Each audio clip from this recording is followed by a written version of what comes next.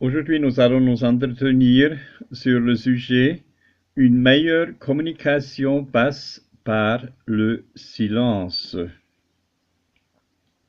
Généralement, nous pensons que le silence de l'autre dans une discussion nous donne raison. Mais ce qui est certain, c'est que ce silence nous permet de réfléchir et de nous écouter, surtout si notre discours est plein de reproches. Tenez compte du fait que qui ne dit mot ne consent pas toujours, mais que parfois le silence vous permet de vous rendre compte des dégâts pouvant être causés par les mots que vous lancez sans y réfléchir au cours d'une dispute. Se taire et écouter ne devraient pas être des signes de faiblesse, mais plutôt d'intelligence, de respect et de compréhension envers l'autre. Si tout le monde crie, alors personne n'écoute ni n'apprend. Si tout le monde crie, nous perdons la raison, nous parlons sans peser nos mots, qui perdent alors tout leur sens, ou pire encore, qui deviennent des projectiles emplis de critiques qui ne nous apportent rien et qui ne font que nous blesser. Friedrich Nietzsche disait: le chemin vers toutes les grandes choses passe par le silence. Le chemin vers toutes les grandes choses passe par le silence. Nous sommes esclaves de nos mots. Souvent les mots ne sont pas portés par le vent, mais s'enfoncent comme des poignards dans le cœur de celui à qui ils sont adressés. N'essayez pas de penser un cœur blessé, parce que par vos mots, taisez-vous autant qu'il soit trop tard. Réfléchissez, mettez-vous à la place de l'autre. Quand les disputes se ressemblent et se répètent sans qu'on n'arrive jamais à un accord, bien souvent se produit ce qu'on appelle une escalade émotionnelle. Cette escalade émotionnelle consiste à reprocher la raison de votre colère sans pour autant cesser d'écouter le point de vue de l'autre. Finalement, le ton où votre adversaire monte, ses réponses prennent la même forme que les vôtres et la communication effective est alors rendue impossible.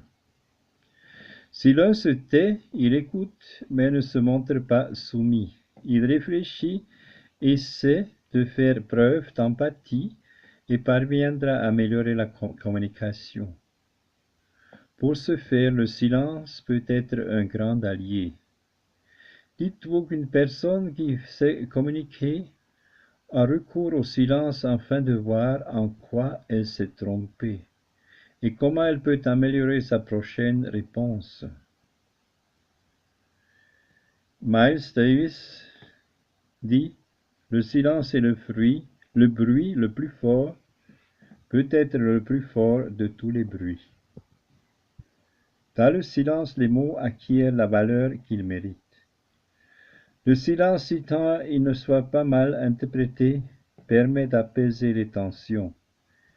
Il y a déjà eu un temps pour la réflexion, et on a déjà cherché un point de rencontre avec l'autre, ce qui nous mène à communiquer avec l'autre et à lui faire part de ce qui nous dérange. C'est alors que nous comprenons que notre point de vue n'est pas le même que celui de notre adversaire communicatif, pour ainsi dire, et qu'on ne ressent pas la même chose parce que nous sommes tous deux des personnes différentes. C'est pourquoi nous devons expliquer notre façon de voir les choses le plus clairement possible et exprimer nos émotions sans blesser l'autre. Pour ce faire, le recours au message « je » est très utile. Les messages « je » ne comptent aucun reproche, mais viennent de ce que nous, je, ressentons, pensons, opinons ou désirons. Ainsi, on met de côté la culpabilisation de l'autre sans pour autant cesser de manifester ce que nous ressentons. Par exemple, un message peut se traduire par des formules telles que je pense, je sens, je crois que, qui viennent donc remplacer les typiques parce que tu as fait, tu as dit, tu m'as fait ressentir. Ces messages sont des moyens de communication complète. Autrement dit, on peut commencer par décrire la situation ou ce que fait l'autre sans pour autant porter un quelconque jugement, puis introduire le message et enfin terminer avec une éventuelle forme alternative de ce qui est arrivé. Voici un exemple complet. Description de la situation. Hier soir, quand nous avons dîné avec nos amis à la maison, tu ne m'as pas aidé à mettre la table.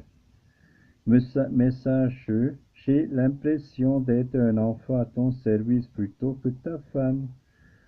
Forme alternative de ce qui est arrivé, j'aurais aimé que tu mettes la table avec moi.